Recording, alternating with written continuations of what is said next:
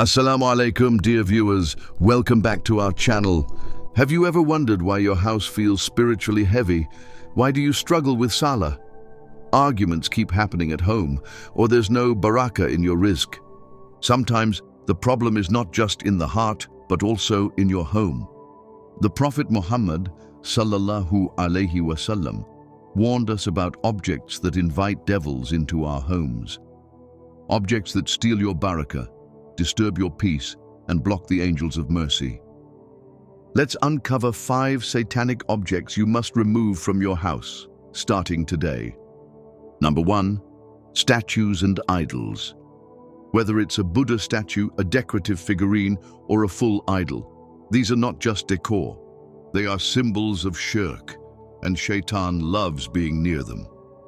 The Prophet sallallahu alaihi wasallam said, "The angels do not enter a house in which there is an image." Even if you don't worship them, statues are linked to idol worship and were the first step toward shirk in the time of Prophet Nuh alayhi salam. Allah mentions in the Holy Quran, "And who have devised a tremendous plot, urging their followers, do not abandon your idols, especially Wad, Suwa, Yaguth, Ya'uk, and Nasr." These were originally statues of righteous men, but Shaytan turned them into false gods. Therefore, the mere presence of such statues, even for decorational purposes, attracts Satan and gives him an opportunity to hatch evil plans.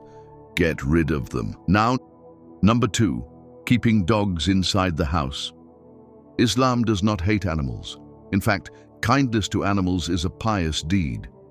But keeping dogs inside the house without a valid reason, like farming, hunting, or guarding livestock, removes barakah from one's home. Narrated Abu Talha.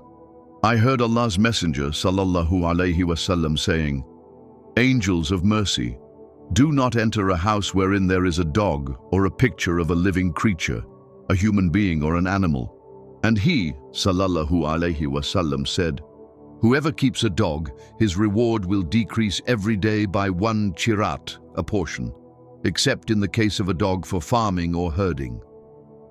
This means that dogs are not allowed inside your bedroom and are also not permitted to roam around the home. Keep them outside, if needed, for purposes like farming and herding. Dogs are beloved creatures, but their saliva is najis, and their presence prevents angels from entering. Number 3. Amulets, talismans, and spiritual charms. That black thread, that blue eye bead, the hand of Fatima, that protection necklace, that taweez wrapped in leather that no one knows what it contains, and so on. These are not from Islam, they are from shirk and superstition. The Prophet, sallallahu alaihi wasallam, said, "Whoever wears an amulet, may Allah never fulfill his wish, and whoever wears a seashell, may Allah never protect him from what he fears." In another hadith, it is mentioned that Prophet Muhammad sallallahu alaihi wasallam didn't even accept the pledge of allegiance from a person who was wearing an amulet. Uqba ibn Amir reported, "The Messenger of Allah, peace and blessings be upon him, received a group of men, and he accepted the pledge of 9 of them, while he refrained from one. They said, 'O Messenger of Allah, you accepted the pledge of 9 men and left this one out.' The Prophet said, 'Verily, there is an amulet upon him.' The man took it in his hand and cut it. Then the Prophet accepted his pledge, and he said, 'Whoever hangs an amulet around his neck has committed an act of idolatry.'" Even if someone says, "It contains the Quran," if you wear it believing it protects you, this contradicts tawakkul in Allah. Burn it, destroy it, cleanse your faith. Number 4. Pictures of living beings and displayed family photos. Photos in our phones for memories are one thing, but displaying pictures of animals like horses or lions to elevate the look of your house, or hanging family photographs on walls, shelves, or frames brings the opposite of barakah. Narrated Abdullah bin Omar. Allah's Messenger sallallahu alaihi wasallam said, "Those who make these pictures will be punished on the day of resurrection, and it will be said to them, 'Make alive what you have created.'" Why? Because Shayateen love to dwell in spaces that contain imitation of Allah's creation, especially faces. Replace your photo frames with calligraphy, Qur'anic verses, and even natural imagery like scenery or flowers if you really want your home to be both attractive and aesthetically pleasing. Let your walls invite angels, not Shayateen. Number 5. Objects used in black magic, even if you don't use them. Some people keep weird, mysterious, or antique items in their homes.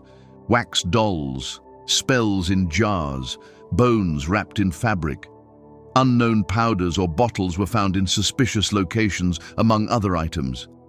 Some people are obsessed with collecting haunted objects that have a disturbing past attached to them, only to show off to people. Even if you're not using them, these items were made for sihr or black magic, and they attract jinn and shayateen into your home. No one knows where those items were used and who used them. Someone might have used that item to cast death spells on others, or even to possess them. Anything used to communicate with the devil is not art. It is something to avoid. If you suspect something is linked to magic, destroy it immediately and seek protection with Surah Al-Falaq and Surah An-Nas, Surah Al-Baqarah in your home, and Ayat Al-Kursi before sleep. Recite Surah Baqarah every 3 days so as to prohibit the entry of the devils altogether in your home.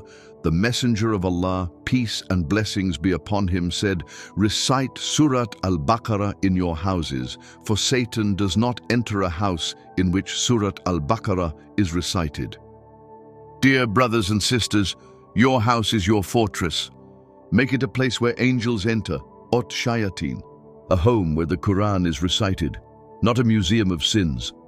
Remove statues, keep dogs outside, burn talismans, take down photo frames, destroy suspicious black magic items, and then fill your home with dhikr, salah, Quran, and sincere dua.